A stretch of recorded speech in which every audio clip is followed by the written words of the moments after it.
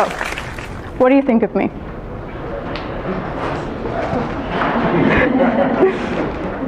I'm just kidding. It's kind of an awkward way to start. But the fact is, within the last 10 seconds, you've already formed your opinion of me. Chances are you've already decided whether or not I seem like someone you'd want to get to know.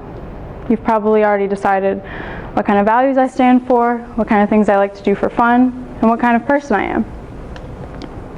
Now, there's no way you could have known all of that about me just by looking at me. There's no way. There's no way you could know that I'm passionate about poetry or that I like to spend my Saturday nights dancing to jazz. There's no way you could have known that. And there's no way I could know any of that about you just by looking at you. And that's the danger of stereotypes. I guarantee you that when you walked in this room, you sat down, and you made a judgment about at least one person sitting around you. I'm not saying this is a positive or a negative thing. I mean, it's human nature. We all do it. We all judge and we perceive. But it's so limiting. You probably looked at that person, and if they fall under a certain negative stereotype that you have in your head, you may have shied away from talking to them. And on that same token, if they fall under a positive stereotype, you may have been more inclined to speak to them. And like I said, that is so limiting. You don't know what's going on. You don't know what someone's story is behind their physical appearance. And different is different, not bad. And that's what my project, Humans of the Woodlands, seeks to combat. So I don't know if you all are familiar with the blog Humans of New York. It's a pretty famous photojournalism blog. It was started by a photographer named Brandon Stanton in 2013. He was your average New York City photographer, going around taking pictures of anything he thought was interesting. And one day he went to Central Park, and he saw a woman dressed in all green, head to toe. He thought this was interesting, so he asked if he could take her photo. She said yes, and then he asked her, why all green? And she told him that a few months before, she did an experiment where she wore a different color every day for a week. And on the day where she wore green, she had the best day. So simple as that. From that point on, she wore green, head to toe, every single day. Now, he could have taken the photo and gone about his life, but instead, he took the opportunity to ask her the question, who she is, to get to know her. He could have stopped there, but instead, he wanted to know her story, something beyond her physical appearance. And so from that, Humans of New York was born. Today, Brandon has millions of followers on Instagram. He has traveled around the world interviewing people, getting to know their stories, all for the mission to expose that everyone has a story. Everyone is unique. And so I've been a fan of this blog for a few years, and I decided that I might want to try something like this in the Woodlands. I'm a newspaper, I'm a journalism student, and so I thought interviews are totally doable, and so I decided to try it. Now, when I proposed this idea to some of my friends, they all reacted the same way, less than enthusiastically, because they said, well, you're not going to get anything interesting here. Everyone's rich and boring and white. Well, I don't believe that. Let's look at this strictly logistically. With over 109,000 residents growing every single day, there's no way that we're all even remotely the same. Then when you account for the fact that almost everyone that lives here isn't born here, they're from other places, and with that they take different backgrounds, different pasts, different stories, different cultures. If you walk down your street, I bet you can find people from all corners of the world just by talking to them. And so I decided to try it.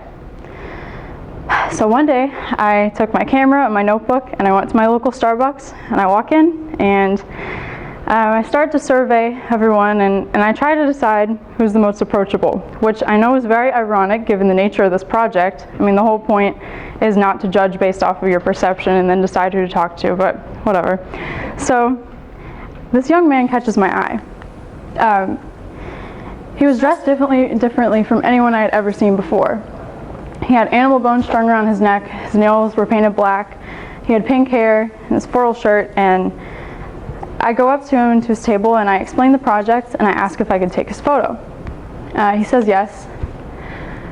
So I learned that he had just returned from Munich, where he spent years teaching children English and touring with a punk band. And now he came back to the States and he's studying in grad school for his management degree. Nothing you would expect from someone that looks like this. And so I went and I interviewed other people around the cafe, and usually what I do is I explain the project, I ask if I could take their photo, and I'll ask them a question. I'll ask, what's your biggest piece of advice, or what's your biggest passion, or what's your biggest fear? And based off of their response, I can sculpt a story about the person. So throughout the last several months, I've gone to bookstores and coffee shops around the Woodlands, and I've interviewed lots of people, and lots of people say no, which I totally understand, because if someone comes up to you in public, asks to take your picture, total stranger, I would be hesitant too. I totally understand. But the amount of yeses has been overwhelming and gratifying. I can honestly tell you that every single person I interview has surprised me in some way. For example, this guy. Looks like a stereotypical frat boy, backwards baseball hat, Texas A&M fraternity t-shirt. And we had the most enlightening conversation for an hour about the definition of success and the creative process. He's a medical school student, and he was telling me how lots of his classmates, they define success differently. Some of them think it's getting the position, some of them think it's getting the raise, some of them think it's helping people, saving lives, which is wonderful, but for him, he wasn't sure. He was still trying to figure it out. He wasn't sure whether it's finding love or traveling. And then we also talked about creativity. He's interested in the sciences, but that doesn't mean he doesn't value creativity. He told me that every weekend he goes with his classmates down to Houston and they take photos and they just explore. So again, really surprising, not what you'd expect. This girl, wearing all black, reading a book on witchcraft. I asked her what her biggest fear was, and she said it was going to the beach. And the reason is because she's afraid of getting eaten by a whale. And so we had a really funny conversation, and of course I asked her if she believed in love at first sight, and she said she did. And so my favorite part of these interviews is not only that everyone surprises me, but the different tones they take on. Some of them are silly, as this one, some of them are deep, some of them are sad. At the cafe on my first day of interviewing, I met this father and son who were sitting at the table drinking coffee and reading the newspaper together, and I learned that they had just lost their mother and wife to cancer. And but here they were sitting and enjoying this morning together, and that was really inspiring to me. So, like I said, throughout these interviews, every single person has surprised me. And because of this, I can honestly tell you that my perception of people, how I approach people that are different from me, has been forever changed. I'm no longer afraid to go and talk to people that are different from me because I know that you're not what you look like on the outside.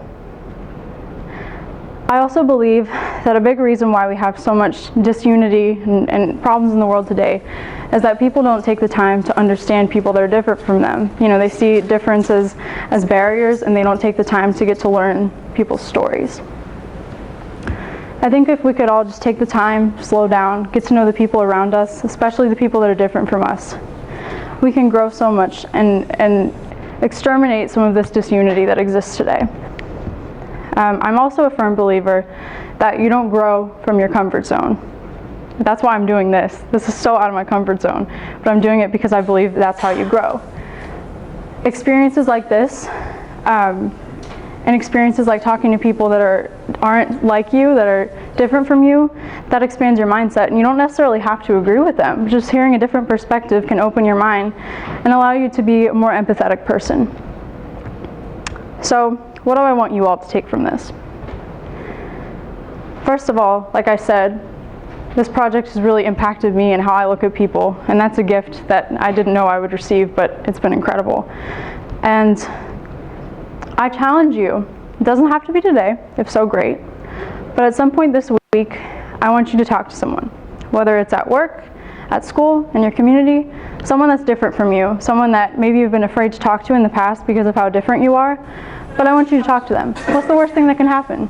You find out you're too different, you part ways. At the very least, you've made a new friend or met someone new. And then best case scenario, you meet someone who you really like, who changes your opinion or exposes you to a new way of thinking, or just someone new, and you guys become friends, and I don't know, but just try it. You won't regret it. But the biggest thing I want you to take away from today is that you are not your stereotype. You are not your stereotype. You are not your stereotype, but you are a human. We are all humans. I'm not my stereotype, I am a human. We are humans of the Woodlands, and we are humans of this world. Thank you.